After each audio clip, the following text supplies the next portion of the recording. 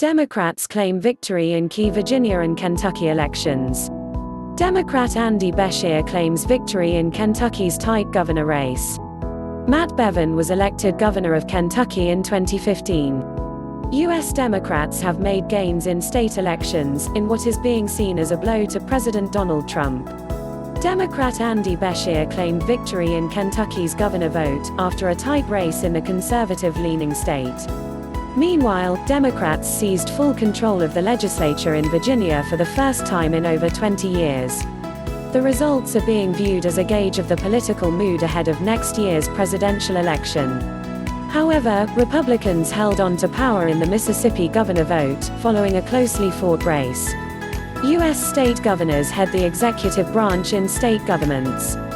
News script from BBC. All clips may not represent the story.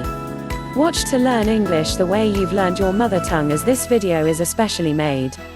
In Kentucky, Mr. Beshear claimed victory over incumbent Republican Governor Matt Bevin after final results gave him a lead of 0.4%.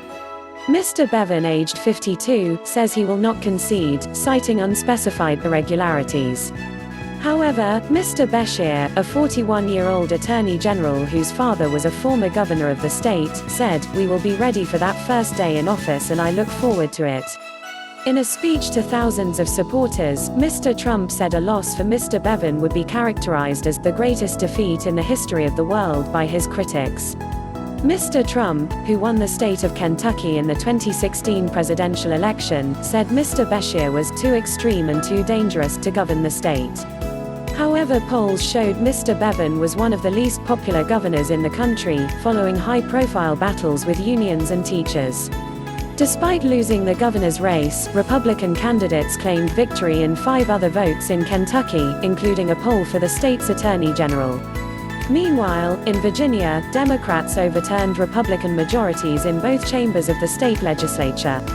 The election of Danica Roem, the first openly transgender person to serve in the House, and Ghazala Hashmi, who will be the first Muslim woman in the Senate, were among the Democrats' notable victories in the state.